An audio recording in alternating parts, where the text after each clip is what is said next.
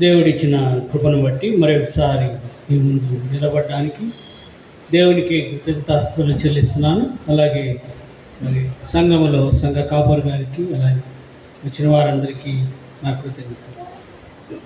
ఇది నా 5వ మాటగా మనము చూస్తున్నాము. దీన్ని నేను దప్పిక కొనుచున్నానని యేసు ప్రభు శిలువ మీద నుంచి పలికిన మాట. ఒకసారి మనము ఆ వాక్యాన్ని పూర్తిగా చదువుదాం. 28, 29, 30 చదువుతున్నాను చూడండి. అటు తరువాత సమస్తమును అప్పటికి సమాప్తమైనదని యేసు ఎరిగి లేఖనము నెరవేరునట్టు నేను తప్పికొనుచున్నానని చిరుకతో నిండి ఉన్న ఒక పాత్ర అక్కడికి పెట్టి ఉన్న గనుక వారు ఒక స్పంజితో చిరుకతో నింపి హిస్సోపు పుడకకు తగిలించి ఆయన నోటికి అందించిరి. యేసు ఆ చిరక పుచ్చుకొని సమాప్తమైనదని చెప్పి తల వంచి ఆత్మ అప్పగించింది. చిన్న ప్రార్థన చేసుకుందాం. కృపా సత్య సంపూర్ణమైన మా తండ్రి, మరి ఒక గుడ్ ఫ్రైడే రోజుకి మేము వచ్చి ఉన్నాం. శిలువ మీద పలికిన 7 మాటలు ధ్యానం చేసుకుంటున్నాం తండ్రి. మరి తండ్రి, ఈ సమయంలో మాతో ఉండి మరి గత 4 మాటలు మాతో మాట్లాడిన విధానం బట్టి కొందనాలు. ఈ 5వ మాటను ధ్యానించుండగా నీ కృప, నీ శక్తి, నీ బలము మాకు దయచేయండి తండ్రి. నీ వాక్యము ద్వారా మరి మేము అర్థం చేసుకునే మనసును మాకు దయచేయమని యేసయ్య అతి శ్రేష్టమైన నామములో వేడుకుని ప్రార్థన చేస్తున్నాం తండ్రి. ఆమేన్. మనం కనుక చూస్తే యేసు శిలువపై ఉన్నారు. It's a physical time for Jesus. మానవ రూపంలో దేవుడు దైవ కుమారుడు అని పిలువబడింది, అలాగే మనుష్య కుమారుడు అని కూడా పిలువబడ్డాడు ఆయన ఇక్కడున్న 33.5 సంవత్సరాల్లో. అయితే ఇక్కడ 4 విషయాలు ఈ మాట ద్వారా నేను మీకు చెప్పాలనుకుంటున్నాను. ఒకటి, శారీరక శ్రమ. రెండవది, లేఖనాల నెరవేర్పు. మూడవది, మానవ తత్వం, దైవ దాహం. నాలుగవది, జలజీవ నీటికి సాదృశ్యం. మొట్టమొదటిగా చూస్తే శారీరక శ్రమ. He's like us. మనం అనుకుంటాం యేసు ప్రభు దైవ మానవుడు కదా, కొన్ని విషయాల్లో ఆయనకి మరి మనకంటే ఎక్కువ శక్తి ఉండుండొచ్చు, అందుకనే ఇవన్నీ తట్టుకోగలిగాడు. Even temptation also he did not sin అనేటప్పుడు నా జీవితంలో చాలాసార్లు ప్రశ్న వచ్చింది. ఏదంటే ఆయన మనిషి కుమారుడుగా మరి టెంప్ట్ అవ్వలేదా? మనం ఇంతమే ఎప్పుడూ కూడా ఒక్కసారి కూడా పడలేదా ఆయన అనే ప్రశ్న మనకు వస్తుంది. దైవ మానవుడు ఆయన అని మరి ఒక మిస్టరీ ఉంది ఆయనలో. ఎందుకంటే ఆయన దేవుడుగా ఉన్నాడు, కుమారుడిగా వచ్చాడు, మరి దైవ కుమారుని లక్షణాలు కలిగి ఉన్నాడు. 2 ఉంటాయి ఆయనలో. అందుకని ఆయన మిరకల్స్ చేయగలిగాడు, ఆయన స్వస్థపరచగలిగాడు, ఆయన చనిపోయిన వారిని లేపగలిగాడు. అయితే ఆ క్యారెక్టర్ని మనకు కూడా ఇంబైబ్ చేయాలనే శిలువ మ్రానుపై వేలాడవలసి వచ్చింది. To imbibe the qualities of Christ మన మీదకి దేవుడు శిలువను ఎక్కాల్సి వచ్చింది. అయితే శారీరకంగా ఆయన దెబ్బలు తిన్నాడు, శారీరకంగా అలసిపోయాడు, ముళ్ళ కిరీటం పెట్టారు, రక్తం కారుతుంది. But he's thirsty. ఆయనకి ఆ దాహం వేసింది, మంచినీళ్ళు కావాలనుకున్నాడు. మనకి కూడా శారీరకంగా ఇఫ్ యు వర్క్ హార్డ్ మీకు అర్థమవుద్ది, అప్పుడు మంచినీళ్ళు తాగితే ఎంత సాటిస్ఫైయింగ్గా ఉంటుంది బాడీకి. అలాగే ఈయన కూడా దాహం వేసింది, ఈయనకి శారీరకమైన దాహం అది. ఆ దాహానికి ఆయన ఏమనుకున్నాడంటే, let me ask for some water, నాకు కావాల్సిన కొంచెము నీళ్లు, ఈ శారీరక శ్రమను నేను పట్టుకోవడానికి. He unveiled our humanity. దేవుడు ఏం చేస్తున్నాడంటే ఈజ్ ఎ హ్యూమన్. ఆ హ్యూమన్నెస్ని అనుభవిస్తున్నాడు.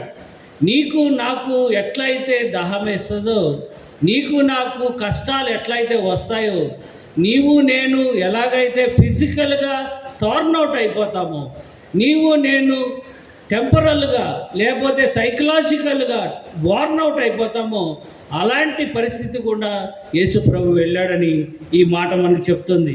ఏ God who knows our pain. మనకి ఎంత నొప్పి కలుగుతుందో ఆయనకి కూడా తెలుసు. Because he went through that. ఇది ఇప్పుడే చూసాము అమ్మగారు చెప్పడం. నా చేయి ఎందుకు విడిచితివి అన్న తర్వాత God left him alone on the cross. He's alone right now. ఈ మాట మాట్లాడేటప్పుడు దేవుని యొక్క శక్తి ఆయన మీద లేదు. So he was really in thirst. ఎందుకంటే అప్పుడు ఆయనకి బాధ కలిగింది. He was in pain. ఆ పెయిన్ మనకి ఒక్కోసారి యాంటీబయాటిక్స్ ఇచ్చి లేకపోతే యాంటీ పెయిన్ పిల్స్ ఇచ్చి మన పెయిన్ ఆపుతారు. దాన్ని మరలా వాళ్ళు అది తగ్గగానే then you will know the real pain. కొన్నిసార్లు డాక్టర్స్ అంటారు now you cannot take any more pain injections అని. అప్పుడు మనము దాన్ని భరించాల్సి వస్తుంది. అయితే దేవుడు కూడా don't worry, I'm also going through this అనేది అక్కడున్న ప్రజలకి నేర్పించాడు, మనకు కూడా అదే నేర్పిస్తున్నాడు. రెండవది పెనాల్టీ ఆఫ్ సిన్. అది ఒక్కటే దాహము. ఎందుకంటే నాట్ ఓన్లీ ఫిజికల్, ఆయన పాపము వేయబడింది ఆయన మీద పాపం వేయబడడానికి తండ్రికి అభిష్టమైంది. మన పాపము అక్కడ వేయకపోతే now we don't be sitting here. మనకి రక్షణ అనేది ఉండదు. దట్స్ ద ప్రణాళిక. దేవుడు ఇచ్చిన ప్రణాళికలో పాపముని శిలువ మీద వేయవలసి వచ్చింది. అది కూడా మనుష్య కుమారుని మీద వేయవలసి వచ్చింది. మనకంతా ఇదంతా తెలుసు. కాబట్టి ఇక్కడ మనం ఏం చూస్తున్నామంటే మనుష్య కుమారుని యొక్క క్వాలిటీ అక్కడ చూస్తున్నాం. రెండోది ఫిజికల్ వీక్నెస్. ఆయనకు కూడా వీక్నెస్ వస్తుంది. ఆయనకు కూడా మరి దేవుని కుమారుడైనా కానీ ఆయన మిరకల్ వే చూస్ చేసుకోలేదు. సిలువ ఎక్కకుండా కూడా ఇదంతా సంపాదించగలడు. లేకపోతే ఒక మాటతోటి వాటర్ వచ్చేసేది. కొన్ని సినిమాలు ఇట్లా వాటర్ వచ్చి పోయడం ఇవి కూడా చేయొచ్చు. అది చూస్ చేసుకోలేదు ఆయన. He wanted people to understand. రెండవది దేవర్ ఎనిమీస్. అక్కడ ఉన్నది అందరూ చుట్టూరు ఎనిమీస్ ఉన్నారు. కొంతమంది ఆయనకి తెలిసిన వాళ్ళు ఉన్నారన్నమాట.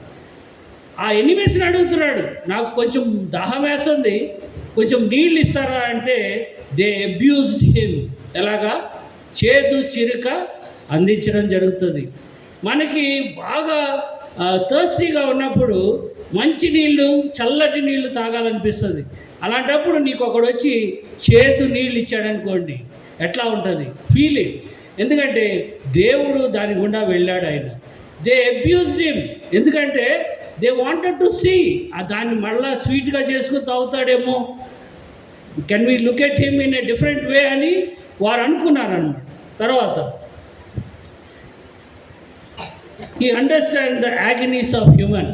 మన యొక్క హ్యూమన్ యాగనీస్ కూడా దేవుడు అర్థం చేసుకో. మన జీవితాల్లో కూడా డీప్ పెయిన్ వస్తూ ఉంటుంది అప్పుడప్పుడు. ఎందుకంటే వీఆర్ హ్యూమన్, వీఆర్ ఫాలెన్. ఎందుకంటే మనము మన సర్కమ్స్టాన్సెస్ వల్ల కూడా రావచ్చు.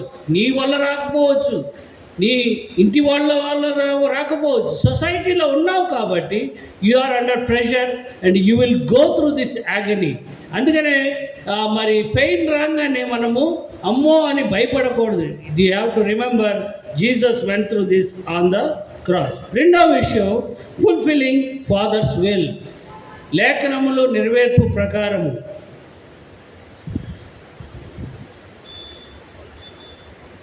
ఇక్కడ సామ్స్ 69:21 చదువుదాం. కీర్తనలు 69:21.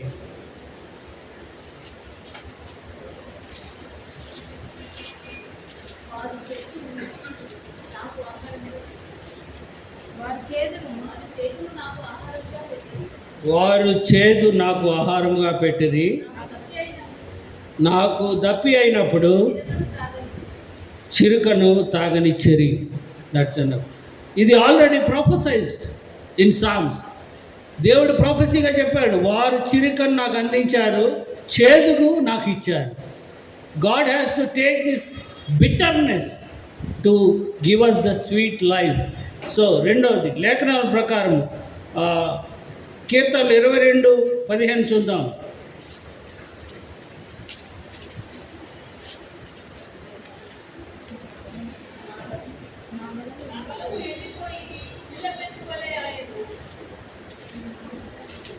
ఏంటండి మళ్ళీ గట్టిగా 22:15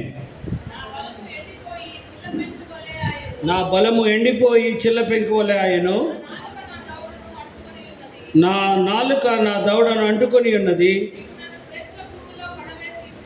నీవు నన్ను ప్రేతల భూమిలో పడవేసి ఉన్నావు. నా నాలుక నా దవడను అంటుకొని ఉన్నది. మనం దాన్ని ఆలోచించండి, ఆ పరిస్థితి ఏంటనేది. హి వాజ్ సో థర్స్టీ దట్ ఆ నాలుక దవడకి అంటుకుపోయింది. సో అప్పటి నుంచి చాలా దాహం అని అడుగుతున్నాడు. అయినప్పటికీ ఎందుకు జరిగింది ఇదంతా అంటే లేఖనములను నెరవేర్చడానికి యేసు ప్రభు శిలువలో చేయడం జరిగింది. రెండవదిగా తండ్రి అభిష్టం ఇది. తండ్రి డెలిబరేట్గా సావరెన్ విల్ ఈయన మీద పెట్టాడు. దేవుని యొక్క సావరెన్ విల్కి ఈయన ఒబే అయిపోయాడు. ఈయన ఏ మాట చెప్పలేదు. ఒకసారేమో గెత్సెమనే తోటలో ప్రార్థన చేసేటప్పుడు ఆయన నా గిన్నె తొలగించమన్నాడు. రెండోసారి సిలువెక్కినప్పుడు ఈ మాట అంటున్నాడు, దప్పికొంచున్నాను, నా దేవా నా చెయ్యి ఎందుకు విడిచిపెట్టావు. So but he expressed as a human, but he did not disobey God's sovereign will. మన జీవితాల్లో కూడా ఆ పెయిన్ వచ్చినప్పుడు కానీ లేదా మనము ఆ సర్కమ్స్టాన్స్ గుండా వెళ్ళడం కానీ జరిగినప్పుడు you have to think that we should not disobey, but you can claim Jesus' promise or you can claim God's providence and protection. కాబట్టి మన జీవితాల్లో మనము దేవుని చిత్తాన్ని చేయగలిగే బిడ్డలుగా ఉండాలి మనం. మూడవదిగా మానవతత్వం, మరి దైవ దాహం. దాహం అనేది మనందరికీ కూడా ఫిజికల్గా కాదు, దేవుని దాహం వేరుగా ఉంది. ఆయన సోల్స్ కోసం ఎదుగుతున్నాడు. యాక్చువల్గా క్రాస్లో, డివైన్ క్రాస్లో ఆయన మాట్లాడింది ఏంటంటే, నాకు దాహం ఇచ్చి మీరు నీళ్ళు ఇచ్చేస్తే సరిపోదు, కానీ I want you as a child of God. మీరందరూ మారాలి. ఆ రోమన్ ఎంపైర్లో కూడా రోమన్ సైనికులను కూడా అందరూ మారాలని మరి ఆయన అభిష్టంగా ఉంది. దట్ ఈస్ దాహం. ఆ దాహాన్ని కలిగి ఉన్నాడు ఆయన. మన జీవితాల్లో కూడా అనేక దాహాలు ఉంటాయి. ధనదాహం ఉంటుంది, లేకపోతే బిల్డింగ్లు కట్టే దాహం ఉంటుంది, పొలాలు కొనే దాహం ఉంటుంది. We have so many thirstiness for the real world. కానీ దేవుడు ఏం చెప్తున్నాడంటే, సోల్స్ ఆర్ ఇంపార్టెంట్. నీవు ఒక్క ఆత్మనైనా తేలేదని మొన్న పాడాం మనం. ఒక్క ఆత్మనైనా తీసుకొచ్చావా? మరి తీసుకొచ్చి దేవుని సువార్త చెప్పగలిగావా? ఆ సోల్ అనేది నీ దాహంలో ఉందా అనే ప్రశ్న మనకు వస్తుందన్నమాట. ఆయన శిలువ మీద కూడా ఆయన చూడాల్సింది ఏమనుకున్నాడంటే, నేను నా ప్రజల్ని రక్షణలోకి నడిపించాలి. మనం ఈ 3-4 వర్డ్స్లో విన్నాం. దేవుని యొక్క మిషన్ అంతా, దేవుని యొక్క విజన్ అంతా ఆ శిలువలో ఏంటంటే, to bring people to Christ. క్రీస్తు ఎద్దకు తీసుకురావాలి. ముందు దొంగని తీసుకొచ్చాడు, అమ్మని తీసుకొచ్చాడు, శిష్యుడిని తీసుకొచ్చాడు. He's calling all of us. Missions ఇచ్చాడు. మరి దేవుడు మనకు కూడా అలాంటి మిషన్ ఇస్తున్నాడు. You have to have that kind of thirstiness. దేవుని యొక్క బిడ్డలుగా ఎలా తయారు చేయాలి, సంఘాన్ని ఎలాగ బలపరచాలి, సంఘాన్ని ఎలాగ మనము దానికి సపోర్ట్ చేయాలి, దేవుని యొక్క బిడ్డలతో మనం ఎలాగ ఉండాలి, వారి కుటుంబాలకి ఏమైనా సహాయం చేయగలమా. These are the things God is challenging us, because it is for the సంఘం. సంఘం ఇక్కడ ఎందుకు కూరుకుంటున్నామంటే, ఇట్స్ నాట్ ఫర్ జస్ట్ వచ్చి మాట్లాడుకోవడానికి కాదు. We have to work out together. అదే దేవుడు చెప్తాడు, ఫెలోషిప్ టుగెదర్. దేవుడు ఏమంటున్నాడంటే, మీరు కలిసి భోజనం చేయండి, కలిసి ప్రభురాత్రి భోజనం ఆచరించండి, కలిసి నా రక్తమును నా దేహమును మీరు జ్ఞాపకం చేసుకోండి చేసినప్పుడల్లా. This is our prime responsibility. ఎందుకంటే దేవుడు అందుకనే సంఘాలని నిర్మించాడు. మన సంఘమే కాదు, బోల్డెన్ సంఘాలు ఈరోజు మరి 12 నుంచి 3 గంటల వరకు అనేకమైన ఛాలెంజెస్ని విసురుతారు. మన జీవితాల్లో కూడా దేవుడు ఇక్కడికి యాదృచ్ఛికం కాదని మరి పాస్టర్ గారు ఉపోద్ఘాతంలో చెప్పారు, this is not a mere coincidence, you are brought here by the power of God. అది మనం చూడాలని దేవుడు చూస్తున్నాడు. రెండోది బియాండ్ ఫిజికల్ క్రై. ఇది బియాండ్ ఫిజికల్ క్రై. ఆయనకి దాహం అనేది అది దైవత్వంతో కూడిన దాహం. మన జీవితాల్లో కూడా అలాంటి దాహం రావాలి. నాలుగోది జలజీవం. He's the giver of life, water of life. ఆయనే జలజీవాలు ఇచ్చేవాడు. ఆయన అడగాల్సిన అవసరం ఏంటి? ఆయన కావాలంటే అక్కడి నుంచి పుట్టి ఇట్లా నోట్లో కూడా పడగలదు. బట్ హీ సేయింగ్ దట్ జలజీవము, జీవజలాలు ఇచ్చే నేను, నా యొద్దకు రండి, నేను మీకు జీవజలాన్ని ఇస్తానన్నాడు. మీరెప్పుడు దప్పికొనరు అన్నాడు. మన దప్పిక తీరాలంటే ఆయన యొద్దకు వెళ్ళాలనేది మనం చూస్తున్నాం. సో ఇక్కడ లాస్ట్గా మనం లెసన్ ఆఫ్ హ్యూమిలిటీలో మనం చూస్తున్నాం, ఒబీడియన్స్లో చూస్తున్నాం ఆయన్ని. మూడవది ఆ యొక్క దాహాన్ని, దైవత్వంతో కూడిన దాహం ఉండాలి మనకి. రోజు మన పనులు ఎన్నో ఉంటాయి. పొద్దున ఎంత లేగాలి, ఏం చేయాలి, తర్వాత ఏం చేయాలి, పిల్లల చదువులేంటి, ఇవన్నీ common things in the world. మనం చాలాసార్లు 4 మాటలు విన్నాం. It is godly divine thing that is matters. తర్వాత లాస్ట్లో నీకు మిగిలేదు అదే. దేవుని ఎదుట నించున్నప్పుడు, లేదా రెండవ రాకడ వచ్చినప్పుడు నువ్వు ఎత్తబడగలవా? What did you do for me? What did you gain for me? What is your thirstiness? ఇక్కడ ఉన్నప్పుడు జీతం సంపాదించాలి కరెక్టే, కానీ దానికంటే ఎక్కువ ఏం చేయాలనేది దేవుడు చూస్తున్నాడు అన్నమాట. చివరిగా యోహాను సువార్త 4:14 చూద్దాం. త్వరగా చదివి నేను ముగించేస్తాను, అయ్యగారికి టైం అయిపోయింది. అరణ్యంలో యోహాను 4:14 నేనిచ్చు నీరు త్రాగువాడెప్పుడును దప్పికొనడు, నేను వానికి ఇచ్చి నీళ్ళు నిత్య జీవమునకై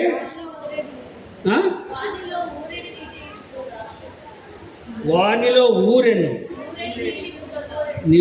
నీటి బుగ్గ పుట్టగా ఉండునని ఆమెతో చెప్పాడు. సమరైజ్ మీతో ఈజ్ టాకింగ్ హియర్. నేను ఇచ్చే నీళ్లు ఇట్స్ ఏ జలము ఊరుతూ ఉంటుంది అంతే. You don't need to drink every day. ఎప్పుడైతే యేసు ప్రభుని ఇక్కడ కలిగి ఉంటావో, యేసు ప్రభుని క్రీస్తుని సిలువ మీద నుంచి దించి ఇంకొక గంటలో దించేస్తాం అన్నప్పుడు, దించేసి ఇక్కడ పెట్టుకోవాలి. నాట్ ఇన్ ది సమాధిలోని పెట్టే పరిస్థితి కాదు మంది. అయిపోయింది అయింది. సమాధిలో ఎవడూ లేడు, వెళ్ళి చూసేస్తే. ఈయన తిరిగి లేచాడు ఆల్రెడీ. మనం పెట్టుకోవాల్సింది ఇక్కడ, నీ గుండెలో, నీ హృదయంలో దేవుడు ఉండాలి. అక్కడ ఏంటంటే యువర్ లివింగ్ వాటర్స్ అనేది నీ జీవజలము నీలో నుంచి వస్తుంది. ఆ టైం కొరకు చూడమంటాడు సమరశ్రీని.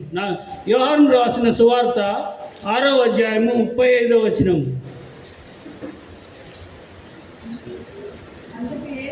అందుకు యేసు వారితో ఇట్లా, నేను జీవాహారము నేనే, నా యొద్దకు వచ్చేవాడు ఏ మాత్రమును ఆకలి కొనడు, నా యందు విశ్వాసం ఉంచువాడు ఎప్పుడునూ తప్పికొనడు. Now again comes thirsty. నా యందు విశ్వాసము, నా యందు నిల్చున్నవాడు ఎప్పటికీ ఆకలి ఉండదు. రెండవది దప్పికొనడు. Is not thirsty anymore.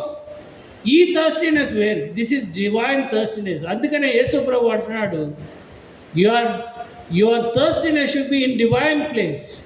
కాబట్టి మనకి మరి జమైసాన్ గారు చెప్పారు, ఆ డివైన్ చర్చ్లోకి మనం రావాలి, డివైన్ కనెక్షన్లోకి మనం రావాలి. అందుకనే ఏమంటున్నాడంటే, నా దగ్గరికి వచ్చేవాడు ఎన్నడూను దప్పికొనడు. మరి it's a long life, along the life you will never be thirsty. మూడోది యోహాను 3:37.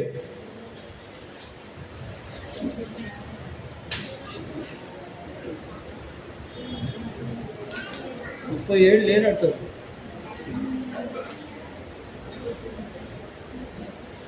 ఓకే, మత్తయి రాసిన సువార్త 25:35.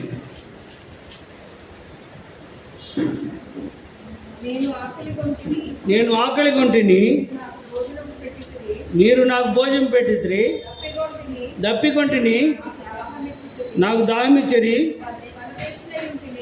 పరదేశినై ఉంటిని, నన్ను చేర్చుకోండి. చాలు. This is what God is talking when we reach him. ఆయన దగ్గరికి వెళ్ళిన తర్వాత పరలోకంలో నేను దప్పికొంటిని, మీరు నాకు ఏమిచ్చారు?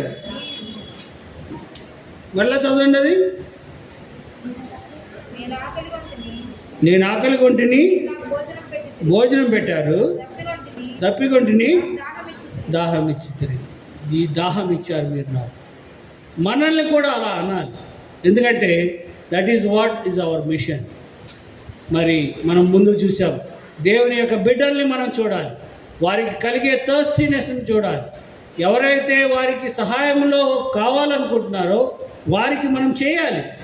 వీళ్ళు తర్వాత అడుగుతారు, మేమెప్పుడు ఇచ్చాం నీకు, నువ్వెప్పుడు వచ్చావు మా దగ్గరికి, నువ్వెప్పుడు మంచినీళ్ళు తాగావు మా ఇంట్లో అని క్వశ్చన్ ఇవ్వమన్నమాట. కానీ ఇక్కడ చూస్తే కనుక వారు దాహం తీర్చడానికి యేసు ప్రభువుకు దగ్గరికి వచ్చారని, యేసుకే చేసినట్లు అది మనం గమనించాలి. థ్యాంక్ యూ వెరీ మచ్ అయ్య గారు. మరి దాహం అనేది చాలా ఇంపార్టెంట్, కాబట్టి మనలో దైవ దాహం ఉండాలని కోరుకుంటున్నాను. Thank you. చేస్తారు. యోహాను సువార్త 9వ అధ్యాయం 30వ వచనం.